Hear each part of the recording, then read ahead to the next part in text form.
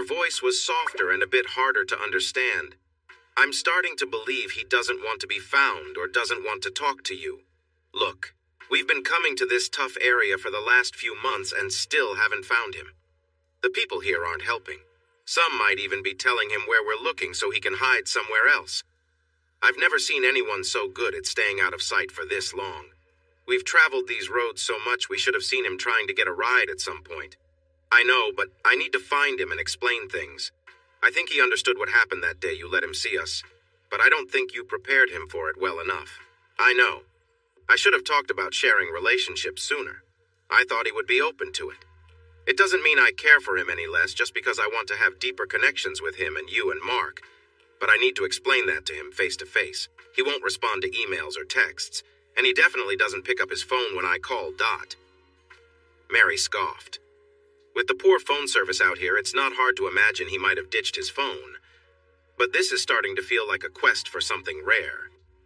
If he doesn't want to be found, we can't keep coming back here. Mark will have to stay home next trip to work, and I will need to put in extra time at my job to ease my supervisor's worries about how often I'm away. I don't know how your boss gives you so much time off. I told her my husband is missing and I need to find him. She has been really understanding, but I need to return with you, work for a couple of weeks, and then come back to search again. Somehow, I believe he is still here in the Sandhills. I'm not sure why. He never mentioned this area when we were together. He doesn't have family here, and there's no way he's working without a vehicle, Dot. Do you think he got a different car and is leaving his truck behind to keep us in the dark? Megan might have shrugged, but since Missouri couldn't see her, she stayed quiet. I don't think so. He's hardly spent any money since he left. After the first few days, we haven't found any fuel records or anything.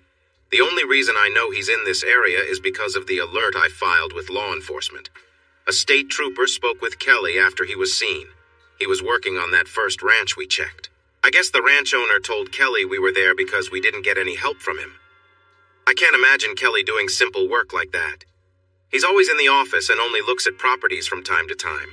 What made him think he could do what people do on a ranch? They lived in such a simple way with outhouses and no internet. He couldn't imagine living like that. Dot Missouri almost laughed, but then remembered how he had felt when he first arrived at the Circle Bar X ranch. His first impression wasn't too different from Mary's. He felt relieved that he had never openly expressed how backward he thought ranch life was. Someone in the cafe might be listening to Mary and could decide not to help her or Megan find Kelly free. Dot suddenly, He shook off these thoughts. He was so used to calling himself Missouri that he started to see Kelly as just a distant memory. Was he losing his mind? As the women talked, he thought about the differences between Kelly Free and himself. They were really the same person, but Missouri was just a ranch worker without much connection to others, while Kelly Free was a married man with responsibilities. They both had a sense of right and wrong, but Kelly had been let down by the woman at the next booth. Kelly needed to resolve things with Megan, but Missouri didn't need to. He realized he eventually had to bring together his old and new selves, but that wasn't going to happen today. He started listening again to the conversation behind him. Mary, I'm going to check the library again. They have internet access, and Kelly needs to send some emails and get answers from his lawyer. Since I know his passwords, I can check his email accounts and see if he's online. I may not know where he is, but this will help narrow our search. He might even mention to someone like his parents or his lawyer where he is. I'll find him through his accounts. Missouri felt a wave of frustration. He had forgotten that Megan knew the passwords to his personal accounts. There hadn't been any need for secrecy until Megan had chosen to see other partners. He knew he needed to fix that soon. He tried to remember if he or Lawrence had talked about his finances in any emails or texts. He didn't think so, but he needed to check. Could Megan see if he was looking at old emails? The two women seemed done eating as they stood up and walked past him without really noticing the man with the beard in the next booth. Missouri took his time finishing his coffee. It was clear that the two women had no idea he was there or that he could change things for them. He shouldn't have been surprised since he had never had a mustache or beard, and Megan had always said she didn't like them. She even mentioned that she wasn't a fan of the short stubble look that some celebrities wore these days. Missouri picked up his hat after leaving a tip and walked to the cashier to settle his bill. He still had plenty of cash because he had cashed most of his checks from the Circle Bar X, and Ronnie Bentley from the Double B had paid him in cash. He kept most of it hidden in different pockets of his coat, pants, and even his bags, so it would be easy to reach but not all in one spot. He bought some hard candy because he had heard that old cowboys enjoyed it while on the trail. He also picked up a couple of bottles of good whiskey, claiming it was for medicinal use only. Carrying his plastic bag back to camp, he approached quietly and surprised a man going through his belongings. Without thinking, he had his .45 in hand, pointed at the stranger. "Hands up." The man froze and slowly stood up. "Turn around. I want to see who I'm dealing with. The man turned slowly, revealing himself as Mark Brooks, looking pale and uneasy. Missouri feigned ignorance. "What do you think you're doing here?" Mark stuttered. "I'm looking for someone. Well, you won't find anyone in my stuff. Empty your pockets. What question mark? Listen, I can shoot you right where you stand. No one would argue it was an accident. You'll be gone, and I'll be out of here before they even find you. Now empty your pockets so I can see you're not trying to steal from me." Mark tried to explain. "No, I really am looking for someone. He's my best friend. My wife and his wife are in town looking for him, and I thought he might be camping out here. We've been trying to find him. His name is Kelly Free, and we need to bring him home. I was just hoping to find something in the bags that might tell me who they belong to since no one was here when I came. Maybe I believe you, maybe I don't. I won't say this again. Put your pockets on that log or there will be trouble. He hesitated, so Missouri fired a shot into the ground near him. He knew he shouldn't fire again. It could upset the horses, and someone would surely call for the sheriff if they heard the noise. Mark probably didn't think about that, but Missouri did. It seemed like the first round had made Mark really nervous. Missouri felt scared and quickly took items out of his pockets. He had to sound different to keep Mark from recognizing him. The beard, mustache, and big hat helped with that. Seeing Mark had nothing of his, Missouri signaled for him to put his things back into his pockets. Once that was done, Missouri led Mark to the edge of his campsite. He kept his voice low. "Why don't you leave this person alone?" Missouri tucked the gun back into his waistband. Mark started to lower his hands. "He is my friend and he needs help. We want him to come home so he can feel better. His wife just wants to talk with him. She loves him and he has been away for months." Mark suddenly looked closely at Missouri's face. His fear might have eased, but something about Missouri seemed familiar. "What's your name, stranger?" "They call me Missouri." Mark, curiosity was piqued. "Why Missouri? Well, everyone has a name for a reason. Texas is too common, Oklahoma is long, Iowa doesn't sound good, and Kansas isn't popular here. If I were in Missouri, my name would probably be different. But what is your real name?" Missouri revealed the gun again. "Asking that can really get you in trouble. You never know, I might not be a good person. So, why not take a hint and leave before things get messy for you?" Mark's eyes got big as he remembered the gun. He nodded and slowly stepped back. After stumbling a few times, he turned to watch where he was going and then ran away quickly. He didn't look back. Missouri smiled, knowing Mark would remember him. The disguise had worked for a while. It wasn't really a disguise. It was just a way to stay low while being away from people. Missouri then started to pack up his camp. He knew Mark would soon return with help, so he needed to leave quickly. His campsite was surrounded by trees, so he moved downstream to stay hidden from anyone who might be searching for him. If he could get over the hills, he could find another hiding place. But since he didn't have much time, he worked quickly. He was used to breaking camp, so it only took him about 10 minutes. The horses were ready after their break, so Missouri let them run by the stream for a couple of miles before circling around Gordon. Cody was to the east of Gordon, but didn't think there would be public Wi-Fi available. He needed to reach Lawrence to check if all his tasks were completed before talking to Megan. He wasn't going to let her benefit from this situation. It took time to get past the different fences he encountered, but he didn't see anyone in charge while doing so. Occasionally, a pickup or car passed by as he crossed the highway, but they didn't slow down or show any interest in him. In fact, most locals just waved and continued on their way. By nightfall, he found himself a few miles west and south of Gordon again. He stopped at a farm, and the owner kindly let him put the horses in the barn. The owner, a single woman with her widowed mother living with her, invited him for dinner. He was surprised by their warm welcome, but soon learned that they, like the ranchers, were somewhat expecting him. Martha, the owner, laughed when he asked her about it. Missouri, everyone around here is looking out for you. When those 3 troublemakers came to town, no one had any news about the man they were searching for. We aren't as foolish as they think. We know who you are and that you work hard, stay sober, and are nice to women and helpful to anyone in need. So, you're one of us. They'll look and then go home. They visit every other weekend or so and ask questions. Most of the ranchers you've worked with know you passed through but don't bother you. When you come to town, no one questions you. We all think you have your reasons for being here and not talking to her. And that's enough for us. Maybe someday you'll share the real story, but I bet the gossip is even more interesting, Dot. He smiled at her and then began sharing his own story. He talked about how bad things tend to come in 3s and explained each one. After finishing, Martha smiled back at him. You know, life has its strange ways. You believe 3 bad things happened to you. First, you lost your job. But think about it. Your boss didn't appreciate you and pushed you to live beyond your means. Now you can do things your own way, and from what you've said, there are many clients who would prefer your approach, Dot. She paused. The second bad thing was finding out your wife was unfaithful.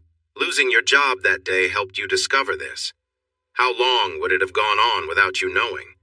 You say she planned for that day, but did she really intend to keep living that way and just hope for the best? No. That bad situation turned into a good one. You managed to escape a tough place that wasn't your fault. Missouri thought about it and started to see her point. He was healthier and wiser now than when he worked for Jerry Myers. He was thinking more about his future, even though he was currently just taking each day as it came while riding his horse. She continued. Thirdly, your truck breaking down in Hyannis might have worked out for the best. Maybe it wouldn't have been any easier if you had planned it. The whole trip, driving out of Missouri, then north to Nebraska, and finally into the Sandhills, seems like it was meant for you. I believe something greater was guiding you to heal. It brought you to meet that rancher. You needed to take care of some animals and help with the hay. You needed this change, and it was given to you. I can guess you look different now compared to a few months ago. You mentioned your wife didn't even recognize you. That other guy who passed by your camp might think he knows you because of your name, but if no one came out, he might be unsure or even too shy to approach the new you. She paused before continuing. You probably seem older now. Without sunglasses, you might squint against the sun. Your beard has some gray in it. Your hair is now about shoulder length, unlike before when you likely kept it short and neat for work. Your hair even has a bit of curl to it, which I doubt it ever had when it was shorter. I bet sitting here with me is the most you've talked in a while. When you don't speak often, your voice can feel a bit rusty. That Mark fellow might not even recognize your voice. Missouri laughed. He was definitely focused on something else. She smiled. Oh, it's going to be a funny story for everyone. I know I shouldn't share what you told me, but I just might the next time I'm in town, which could be tomorrow. I've got some work to do at the church. Missouri finally found something to smile about.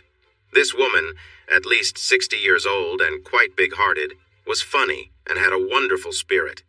Her mother was still active and helpful, but had a more straightforward approach, making them seem like quite different personalities. Missouri stayed there for a few days before heading into town again.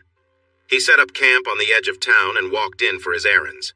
His first stop was the library, where he accessed their Wi-Fi.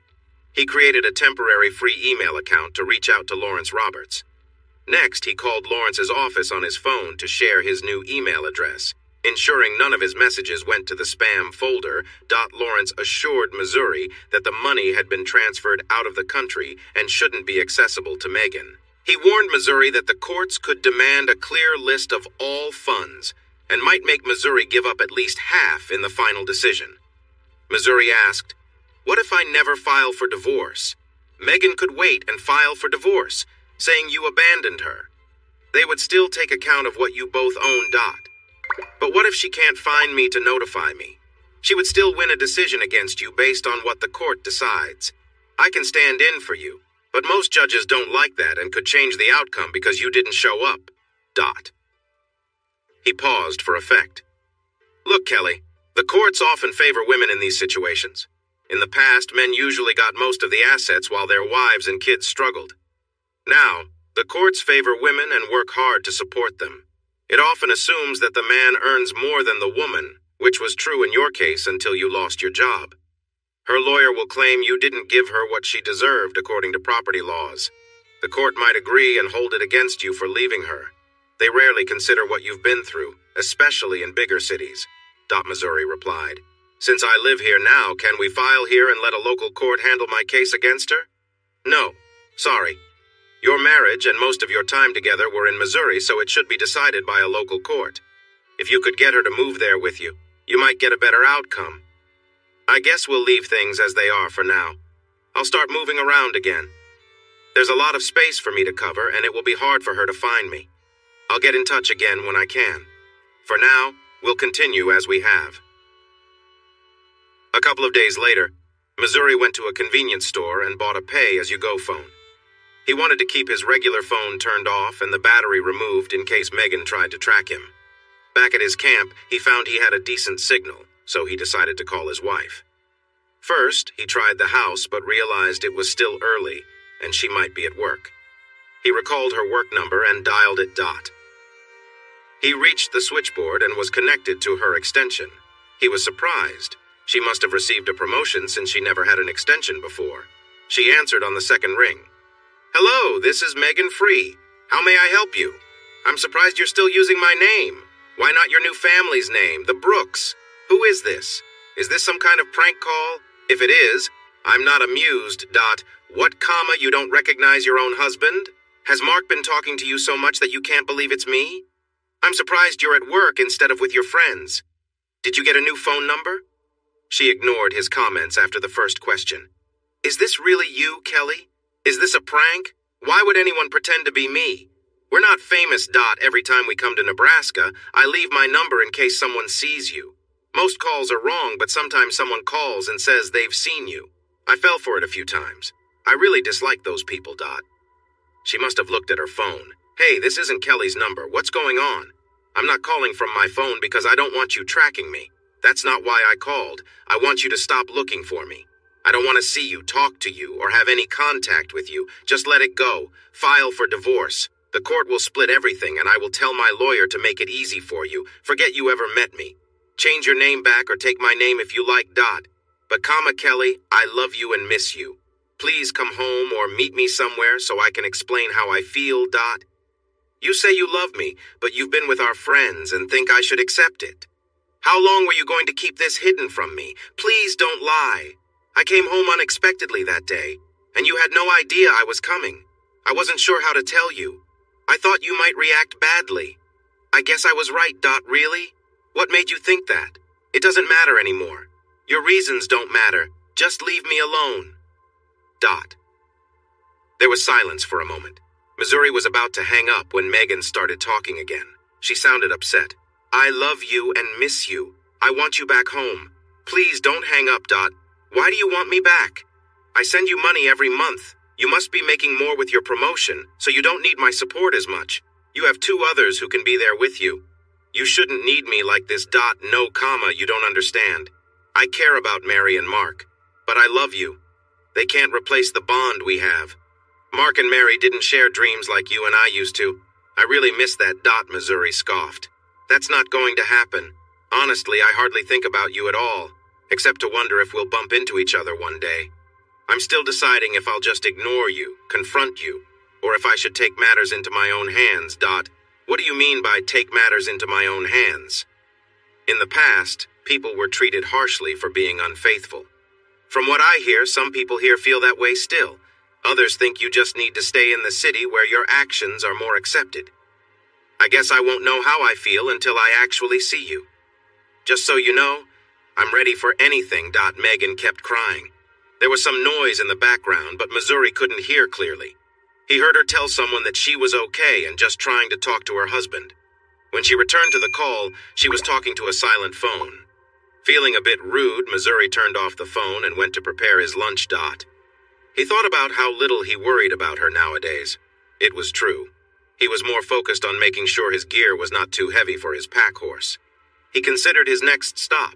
the weather ahead, and how he might assist the next rancher he met. But thoughts of Megan and their problems rarely crossed his mind now, except in moments of frustration about how she had disrespected their marriage or when he occasionally thought about reconciliation. Increasingly, days would pass without him thinking of her at all, right now. He felt a bit irritated that she was still trying to reach out to him. But his anger was fading from the intense frustration he had felt when he found out about her unfaithfulness. He no longer felt confused. If she could be with others and expect him to just accept it, then their marriage was over. He wasn't a young man seeking casual relationships. He was someone who wanted a family with the person he loved. It turned out she wasn't the partner he thought she was, In fact, distancing himself from Megan was helping him more than he expected. He was slowly reaching a stage where he felt indifferent toward her. He was moving on from her and her choices. Soon he might just shrug when he thought about what she had done to him and their marriage, maybe letting out a sigh for what could have been As he finished his lunch, he told himself it was time to file for divorce and take back control from her. She might try to delay things, but she couldn't stop the divorce from happening. With that thought, he picked up his phone and sent the necessary message using his new email account. Soon it would be done. The next morning, he packed up early and continued south. He planned to stop at the Circle Bar X to visit Bill and Connie Blaze for a bit. He was sure they would be glad to see him. It was getting late in the season, and he wanted a more stable place to stay before the first frost made camping uncomfortable. 4 days later, he was more than halfway to Hyannis when he noticed smoke in the distance. A wildfire here could be very dangerous. He tried to find the source of the smoke before calling for help. As he got closer, the smoke began to fade, making him think the fire might be out. Then, when he reached the top of a small hill, he saw what had burned. A helicopter appeared to have made a rough landing in the meadow below and caught fire. Thankfully, the fire seemed to be out and hadn't spread to the grass. He wondered if anyone had survived. As he rode closer, he saw movement near the wreckage. A woman was trying to drag something. When he got near, he yelled, "Hello, is anyone there?" so he wouldn't surprise her. The woman didn't seem shocked at all. In fact, she raised her arm and waved him over. As he approached, she shaded her eyes and said, "I'm so glad to see you. We went down yesterday, but I thought someone would be looking for us by now." Missouri dismounted his horse and let the reins drop. His horses, well-trained quarter horses, would stay put unless scared. "Are you the only one here?" he asked. "No, my partner Jane was hurt. She's over there under the shelter. I think she might have hurt her back during the landing." The pilot didn't make it. Missouri guessed this was a medical helicopter. "Where were you headed?" "We were flying from North Platte to Valentine when we had some kind of electrical problem. The pilot tried to land us safely, but the engine stalled, and we were too low to land properly. After the crash, I got out but couldn't reach Sam before the fire started. He was unconscious, so he probably didn't feel much from the flames." Missouri nodded. "Why did you go so far west if you were headed for Valentine?" He pointed toward the northeast. "It's over that way, and you're not on a straight path between North Platte and Valentine. Oh no, that can't be right. No wonder no one has found us yet. They'll be searching to the east." Sam mentioned he didn't trust the GPS after the power surge, but it must have pointed us this way. The radio stopped working during the surge, and we didn't have time to use the satellite phone before we crashed. Why not try it now? It should connect to a satellite. It was in the aircraft when the fire started. I grabbed the survival gear and tossed it to safety before I went after Jane. By the time I got her out, it was too hot inside. Missouri nodded. They had reached a small shelter. He could hear the other woman in pain. The first woman shrugged. "I couldn't reach the medicines, so she's hurting a lot. With her injuries, I can't move her or she might get worse. She's the nurse and I'm the flight medic. I've made her as comfortable as I can." Missouri looked around and then took out his pocket GPS. After looking at it for a bit, he came up with a plan. "There's no cell service here either. I see there's a ranch house about 10 miles south. As long as there aren't too many fences, I should reach it in a couple of hours and use their phone to call for help. I programmed your location into the GPS, so rescuers shouldn't have to search for long. I'll leave my pack horse here since there's food and a small cook stove and tent if you need them. The paramedic nodded. I wish we could come with you, but it's best if we stay near the plane just in case the locator starts working again. Missouri quickly removed the bags from his pack horse and secured it so it could graze. He then got back on his horse before leaving, he thought for a moment. Since you'll likely be gone before I get back, please tell everyone to leave my horse and packs here. I'll return for them. She nodded. Good luck to you and your partner. I'll get help as soon as I can reach the ranch house. With that, he did something he rarely did. He usually didn't wear spurs since he didn't need to ride fast, but now he nudged his horse and took off at a good pace. It was too far for a sprint, but he and his horse would move quickly to get help. He stopped to open a couple of fences and made good progress. His horse rested a bit as he lowered the wires carefully so they could cross. He didn't bother to close the fence back up. The usual tension would have to do for now. True to his plan, Missouri arrived at the ranch yard a couple of hours after leaving the crash site. Luckily, the rancher was home, so he didn't have to search the house for the phone. After explaining his mission, the rancher called the local authorities. The fire department and ambulance were about 30 minutes away, so the rancher and his workers quickly grabbed their trucks and utility vehicles to reach the site. They packed extra blankets, food, water, and bandages. With the help of Missouri's GPS coordinates, they soon disappeared into the distance. Missouri stayed behind to care for his horse. He took off the saddle and gently brushed the animal. While he worked, he noticed a few helicopters flying overhead. One seemed to be military, and the other looked like a medical helicopter. They were flying straight toward the crash site. Missouri guessed that the sheriff had informed the search teams about where the chopper had gone down. He realized he hadn't asked the paramedic her name, but he knew she and her partner Jane would be heading to the hospital soon. Once his horse was rested, Missouri saddled up and rode back to gather his pack horse and remaining supplies. As he made his way home, he fixed some of the fences along the way.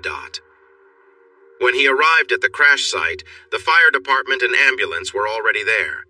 The larger vehicle was parked carefully to avoid leaving tracks that could complicate the investigation, while a couple of smaller trucks approached the area. The ambulance also parked a bit away from the site. Missouri didn't notice when the rancher and his team returned, so he was the only civilian at the crash site. The sheriff and some deputies were there to secure the area and keep onlookers away. One of the deputies informed Missouri that the pilot couldn't be moved until the National Transportation Safety Board arrived. Missouri frowned at the situation, feeling a sense of sadness for the pilot, but knowing it wasn't his responsibility anymore. He had done what he could and began to pack up his horse so he could continue his journey. As soon as he was ready to leave, one of the deputies approached him and said, "In all the excitement, we never got your name. I bet the investigators will want to know who you are. I'm assuming you are the person known as Missouri, right?" Missouri nodded. "You've probably heard about me. If possible, I'd like to just be called Missouri in the reports. I'm not ready to go back home yet, so I need to keep moving. Can you also avoid sharing my direction with others?" The sheriff agreed to keep it confidential. None of the fire and rescue workers were near enough to hear their conversation. Later on, they would simply say that Missouri had vanished over the nearest hill. The sheriff, however, was aware of Missouri's real name and passed it on to the NTSB investigators without sharing it with the press. Missouri didn't realize it, but tales of his journeys were becoming legendary. Megan and the Brooks were on their usual drive, but everyone they spoke to had seen Missouri in different places, sometimes far apart on the same day. People said he helped ranchers and travelers, claiming they heard from others who spotted him with his horses. His hat changed, too. Sometimes he wore a clean white one like a hero from stories, and other times it was black. His horses were all unique. Some witnesses insisted he rode a nearly pure white horse, while others thought he was on a different kind. All that he did made him almost like a legend. Young girls and women said they helped him when he needed it, and would smile secretively when asked how. Some ranchers, where he had stayed a few days to weeks, had daughters of the right age and said Missouri was a true gentleman. His skills as a cowboy were also becoming legendary. Some towns claimed he even entered a local rodeo under a different name and won every competition. He was known for bronc riding, calf roping, and team roping, but no one ever explained why he didn't ride bulls. His horses were known as well. Many cowboys claimed they got to ride one of Missouri's horses during competitions. One barrel racer recounted how her horse got hurt before her event, and Missouri insisted she ride his horse, which had never raced before, and she won that night. Missouri was near the Circle Bar X when a state patrol officer stopped him for a chat. This was unusual. He wasn't speeding on horseback, and he was staying off the road, just in case Megan and her friends happened by. The patrolman waited at a gate for Missouri to approach. He noticed that Missouri had a gun on his hip. Hey there, son. Can you take a moment to talk? I'd like to chat if that's all right with you. Missouri swung his leg over the saddle and leaned back. Sure, I'm not in a hurry.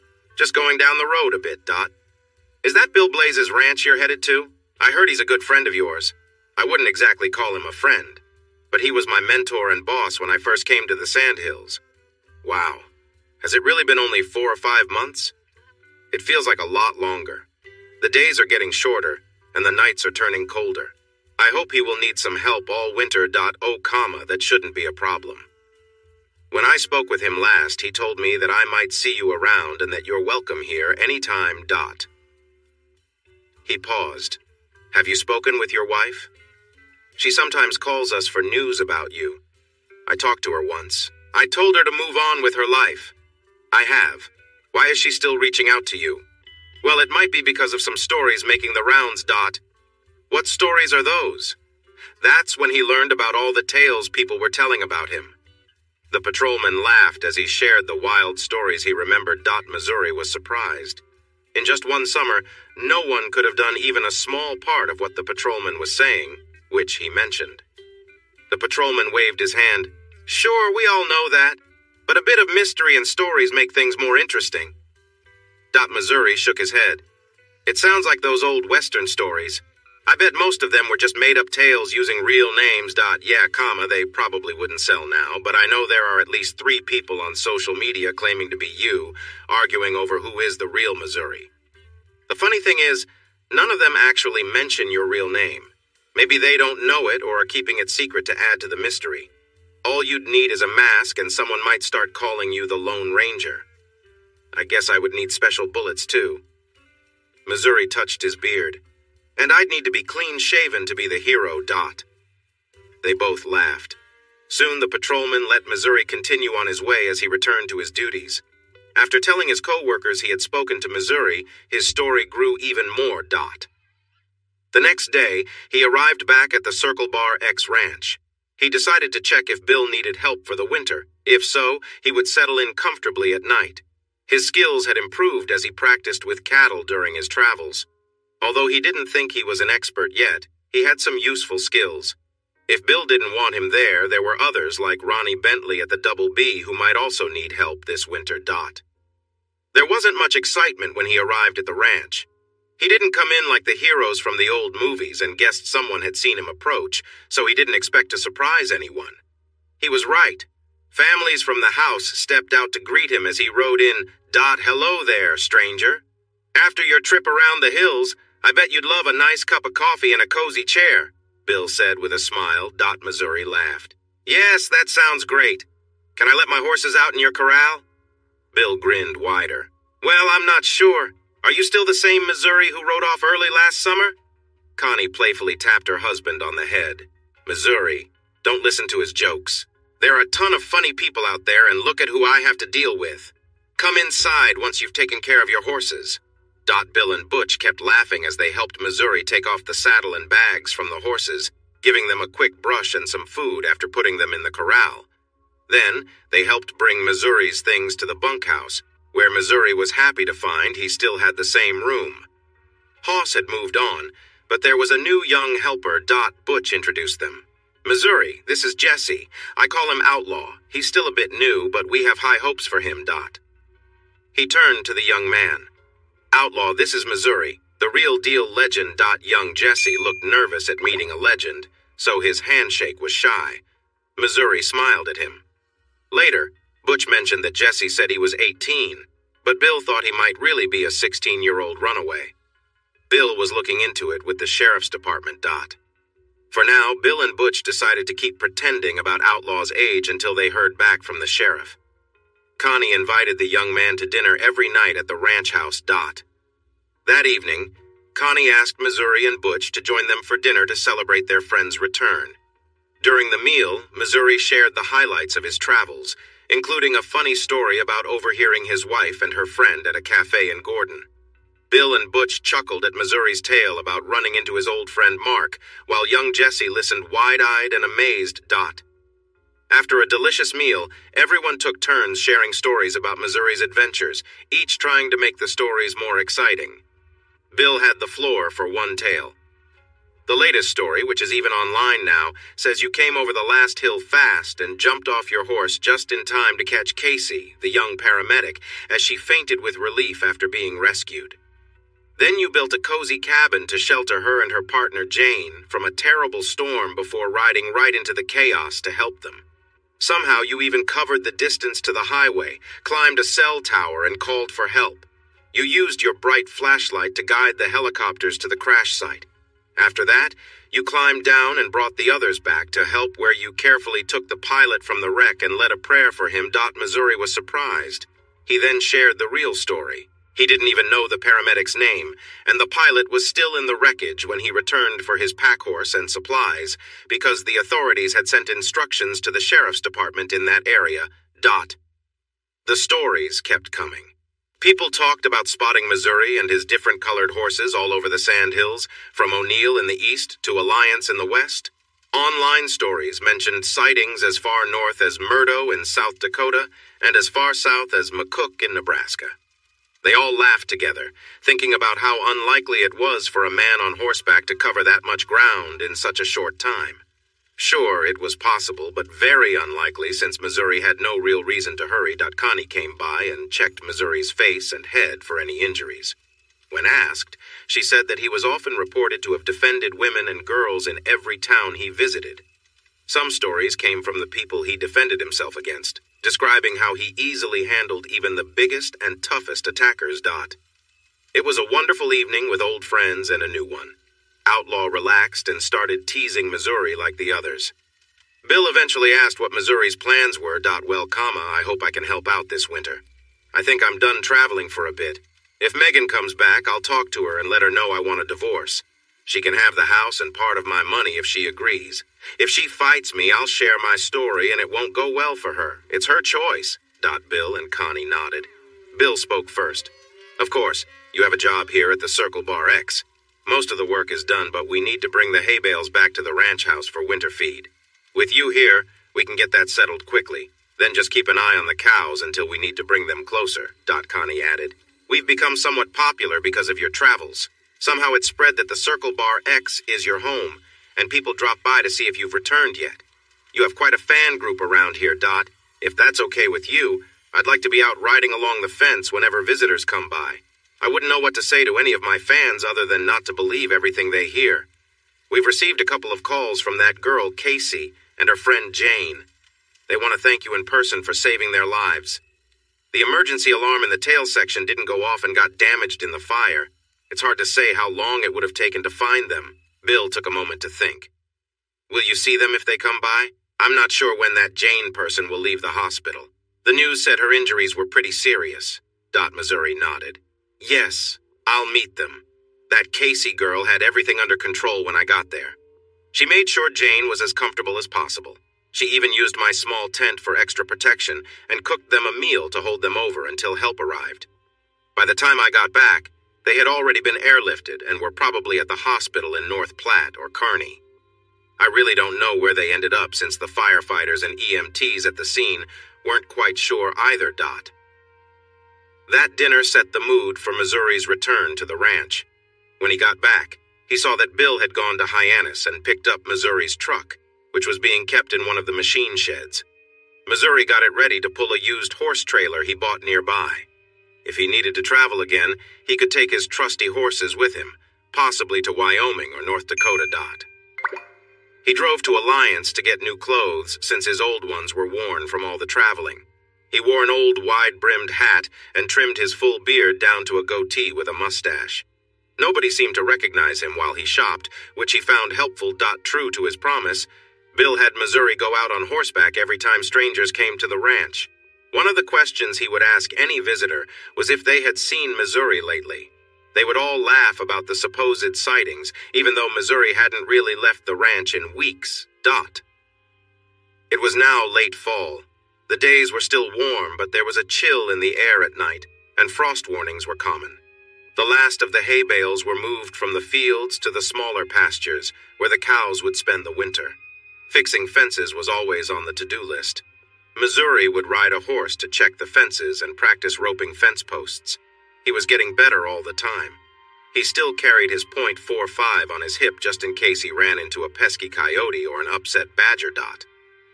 In early November, some unwelcome visitors arrived. Megan came with the Brooks to the Circle Bar X. For the first time since she began her search, she and the Brooks were invited into the ranch house while Missouri was called in. The Brooks were firmly told to stay in the car. They were upset at first, but Butch had a quiet talk with them, and soon they were much calmer. Butch later told Bill that he had let them know there was a lot of empty space for a couple of lonely graves, and that seemed to deflate their spirits. He made sure to bring them some water to keep hydrated, while Megan waited to speak with her estranged husband. Connie introduced herself and Bill to Megan, guiding her to the dining table and offering her a glass of water. They chose not to speak further.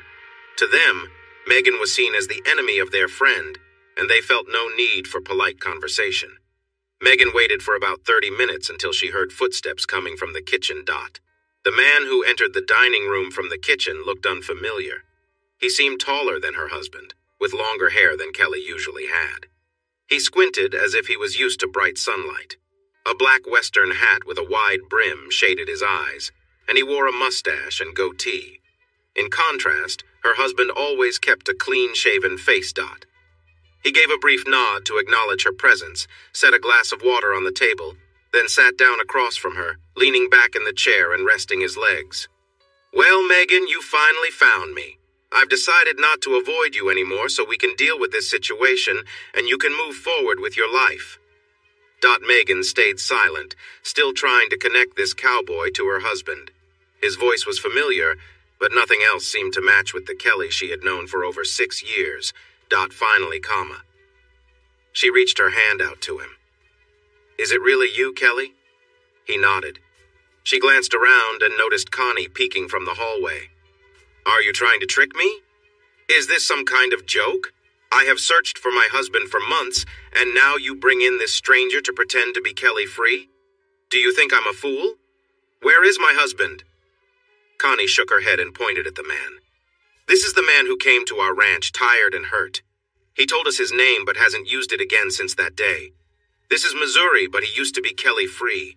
He has changed and grown since you knew him. He's become a better man, and now you both need to sit down and talk to work through everything so he can heal and you can both move on. But this is a stranger. I know you don't want me here, but how could you do this? You say Kelly is here, but then bring in this guy." Megan broke down, tears flowing. "I need my husband. I need Kelly. Please bring him to me. I'm really asking you to be kind. I've been searching for so long. Please, please." She hid her face in her hands on the table. Megan, please listen. How do I put this? I am Kelly Free. I might not look like the man you remember, but I am still your husband, at least for a little while. You chose to start something new with Mary and Mark Brooks, thinking I would just accept it and maybe even join. I was shocked, upset, and disappointed. I couldn't stay in Missouri anymore, so I drove here and found a job after my truck broke down. I learned new things and traveled to find my way. Now I'm finally ready to talk to you." Megan shook her head. This man, this stranger with facial hair and a black hat, sounded like her Kelly, but he seemed taller, more mature, and stronger. Could this really be her Kelly? She looked around. Connie Blaze had come in and sat next to her, holding her hand for comfort. Kelly spoke about a few memories they had shared before everything changed. These were things no one else would know. He took off his hat and put it on the table. It was hard to accept, but this man was her husband. He looked like someone from the Old West. She glanced to see if he had a gun. There wasn't a revolver, but there was a pistol. Kelly noticed where her gaze was directed. He carefully placed the gun on the table beside his hat. "I'm sorry if you don't feel safe right now. I carry this to protect myself from coyotes and rattlesnakes when I'm out riding. I often forget I have it on . But why did you leave me? I love you. I left because I saw that I wasn't enough for you. You broke the promises we made before God, our friends and family. You started seeing others without discussing it with me. It hurt me deeply and made me feel disrespected. I needed to leave to process everything. I finally understand how you treated me, but it was just Mary and Mark, our friends. We were just getting closer, Maybe that's how you saw it. I felt betrayed and sick when I came home unexpectedly and found you all together in our home. I had to leave before I did something I would regret, something that would hurt both you and your friends, What do you mean by regret? She asked, When I was standing in that doorway watching you with others, I felt lost. I didn't know whether to cry, to feel sick, or to confront you about the hurt you caused me in our relationship. When you got up and came to me, looking the way you did, I felt so overwhelmed that I had to walk away to keep my calm, He paused to gauge her reaction. She still didn't seem to understand the depth of the pain he felt. He continued, I drove around town for hours just trying to escape. I realized that I didn't want to think about what we had lost. But once I ended up here in Hyannis, I had to face the truth. Our marriage was finished. There was no going back from all the lies. I wasn't ready to talk to you, so I took a job at the Circle Bar X. The people here welcomed me even though they didn't have to. I knew nothing about working on a ranch, but they took me in, showed me kindness, and taught me how to be a hard worker. They never looked down on me for my past. Connie listened closely to Missouri's words. She knew how much they had helped him, and there were things he would never understand about their support. His friends were always nearby, ready to help him if he needed it. They were proud that he had stood on his own throughout his journey. He had transformed into the strong person that writers like Zane Grey or Louis L'Amour would have admired. He had become someone people respected, a true sandhiller. He could hold his head high wherever he went, whether traveling the country or returning to the city. She thought of his old boss. What was his name again? Maybe Jerry? She imagined his former boss would think twice before judging Missouri now. He had developed the confidence and strength to face any challenge. Meanwhile, Megan seemed unable to accept Kelly's presence after their long separation. She shook her head in disbelief. This couldn't be real. After all this time, she had hoped Kelly would return and embrace her again when they finally met.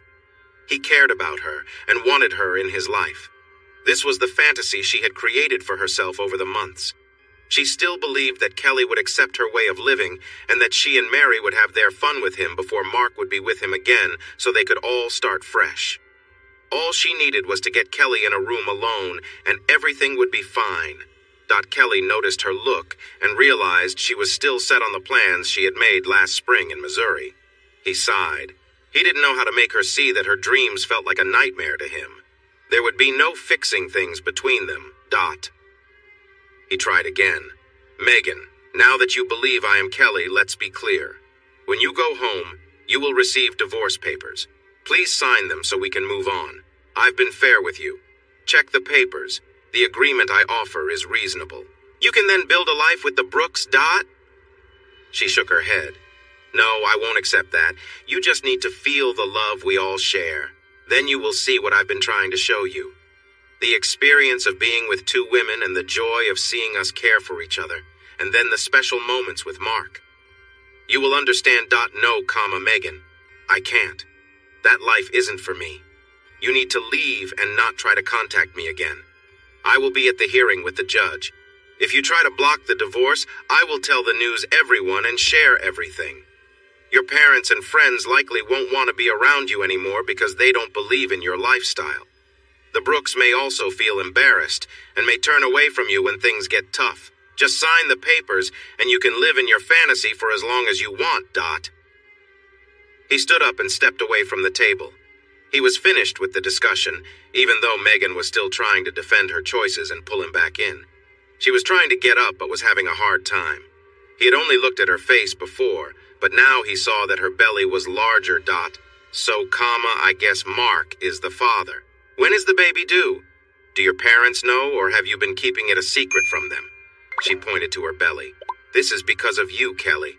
The joy of that day when you came home early was the hope of telling you that you would be a father. I thought sharing this news would help bring you into our lives, as Mark and Mary had already agreed to be godparents. He laughed. Do you really think I would believe this story you are telling me? You honestly think that hearing you are pregnant, possibly with my child but more likely Mark's, would make me so happy that I would join you all in your complicated life? You are more out of touch than I ever imagined. Missouri turned at the kitchen door. When your child is born, we will do a paternity test. If it's mine, I will pay for their needs but won't ask to see them. To me, that child will not be a part of my life. They can call Mark Daddy. He walked out the kitchen door. Megan ran to stop him but could only watch as her husband, who felt like a stranger now, mounted his horse and rode away from the ranch. Missouri didn't look back at her tear-filled face. Megan finally realized what she had done.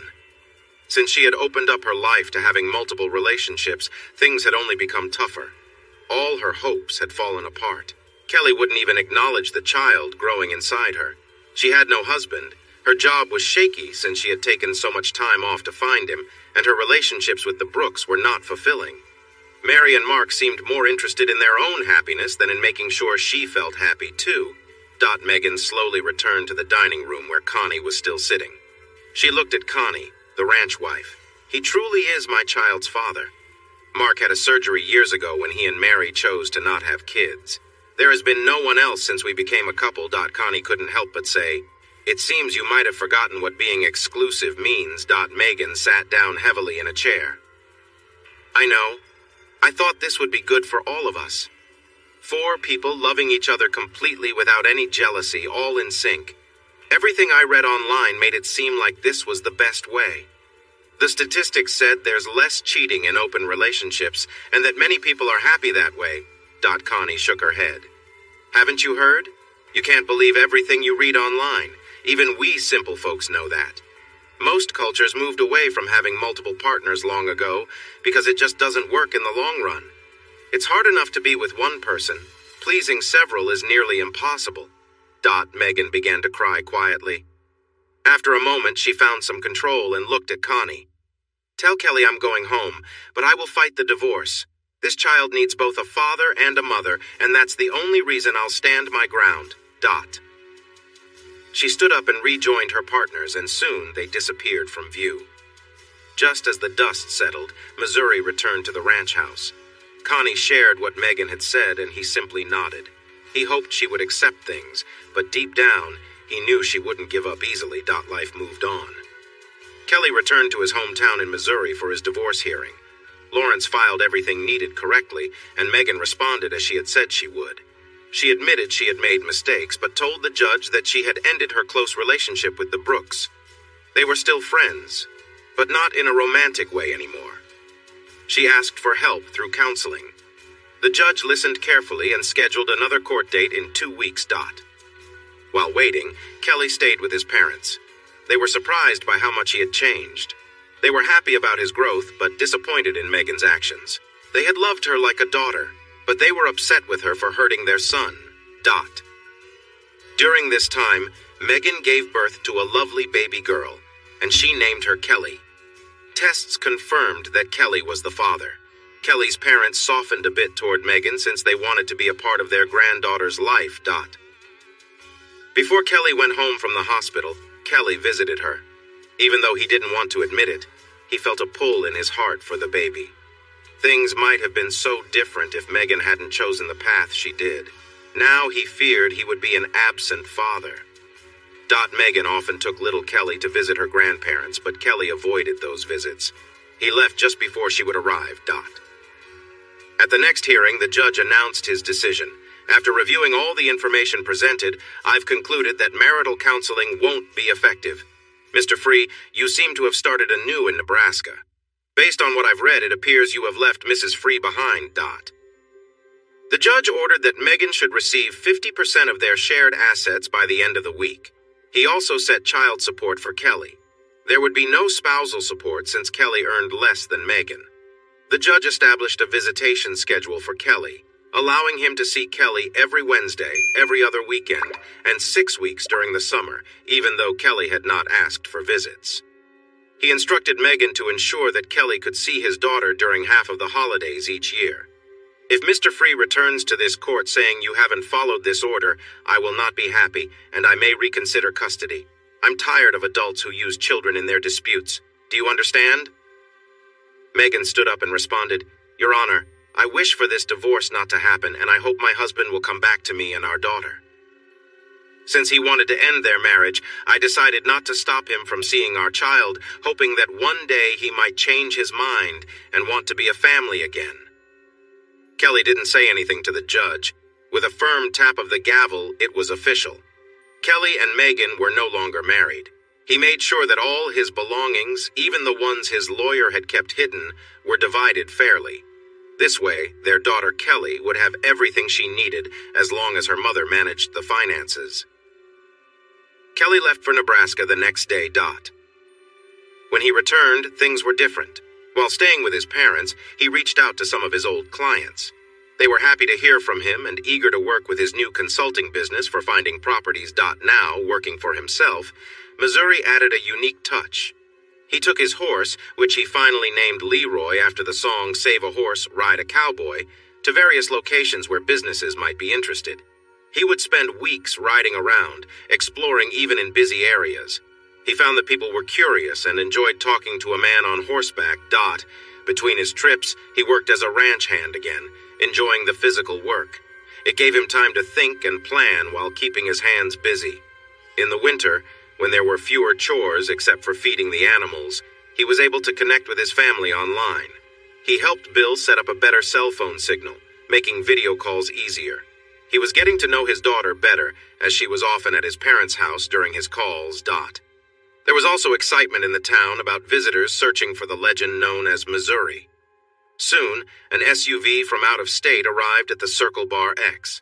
Thankfully, the people inside were friendly and introduced themselves without any attitude. They were agents from a cable network that focused on stories about relationships, and the buzz about Missouri had caught their interest.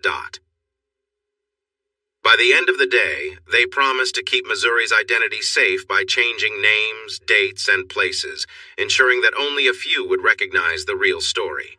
They planned to call it The Man from Missouri, but they would change his hometown.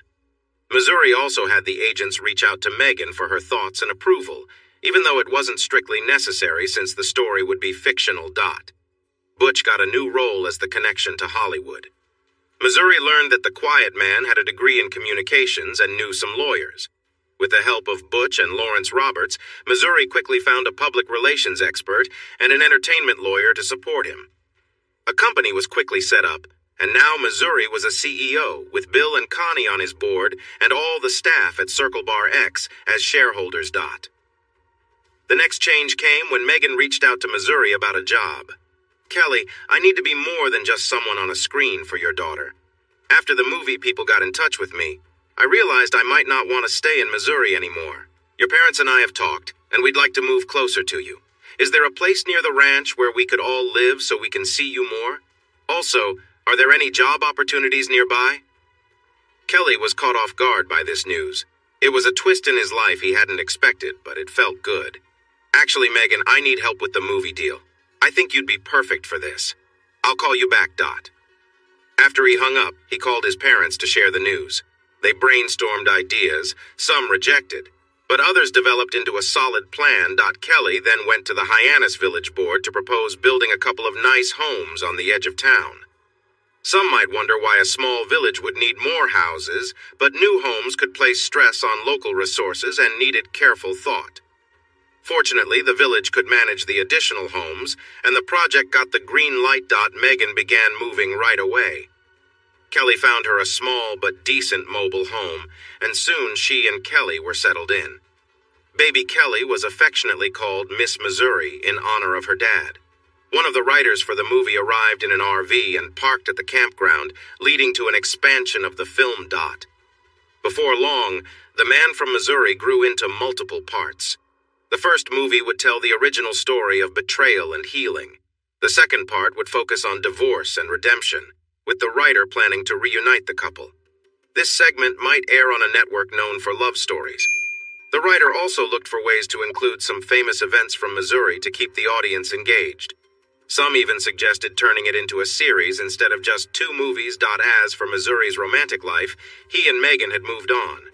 They remained friends and co-parents to Miss Missouri, but nothing more. However, Missouri was not meant to be alone.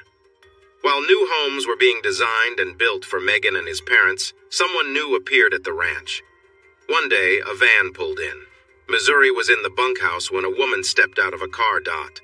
She was a nice-looking lady using crutches. She introduced herself as Jane Gantry and wanted to thank him for saving her life. Her driver was a cheerful paramedic named Casey. Missouri often stayed away from his fans, but this time he chose to chat with the two women. Jane praised him to Bill and Connie, telling them how great he was. Casey agreed with her a lot. Bill and Connie smiled at Missouri, who seemed a bit shy about all the compliments. After a while, Connie asked Jane about her injuries. Jane responded, "I hurt my back badly in the accident. I've been recovering for a long time and was in a wheelchair for months while I did therapy. I'm getting better and hope to leave these crutches behind soon. I also finished my nursing degree. I can't fly anymore, so I'm looking to start a clinic. Do you think Hyannis needs more health care?" Casey added, "I'm working to get my RN too, and I want to help Jane. I've been dealing with some tough feelings since the crash, but I'm currently working on an ambulance while I earn my license. This first meeting led to more discussions about their plans. They needed to find out what kind of medical care Hyannis might need. They also looked for a building to set up a clinic.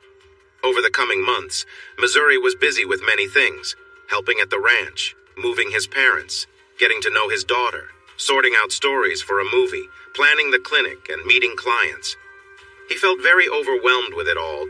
Jane noticed Missouri needed a break. She had gotten better and no longer needed the crutches, but she still couldn't stand for too long. As she healed, their meetings turned from strictly about business to more personal chats. Jane was a good-looking 35-year-old who had gone through a tough time with a past relationship and had been cautious about getting close to men since then. Although she and Casey had had a close friendship before, they were now best friends, almost like sisters. Casey had also faced her share of challenges with relationships, which made her wary of men until after the crash. When Missouri showed up at the accident scene and took charge, she admired him for how he handled the situation and saw him as her hero. The two women often talked about Missouri, sharing their feelings.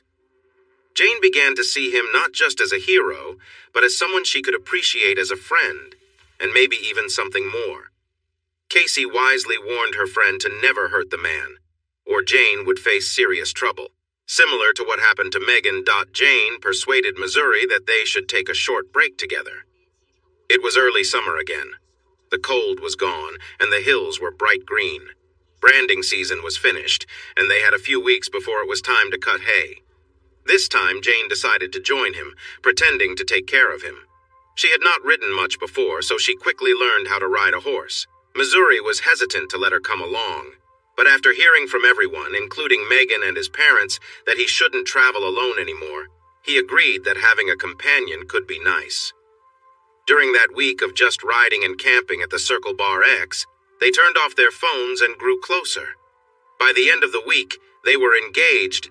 Megan knew when the couple left for their trip that she was now only a co-worker and co-parent to Missouri. She accepted this and began seeing Butch as her next and hopefully last love. Over time, Missouri and Jane had two half-brothers from Jane's dad, the famous man from Missouri, and two half-sisters from her mother and Butch. She became a wonderful big sister and friend to all of them. Bill and Connie were like grandparents to the whole family. The movie based on their story became popular. The only mention of the original story was a quick note in the credits stating it was inspired by the life of Kelly Free. This note flashed by so fast that few noticed it. The film led to a few more movies, including one about redemption and starting anew, which was very emotional. Kelly Free invested in the Circle Bar X, and his bond with Bill and Connie remained strong until they passed away at an old age on their home range.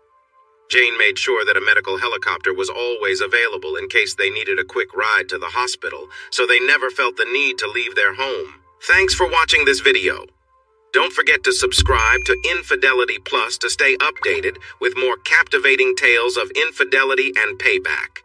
Turn on notifications so you're the first to see our latest content.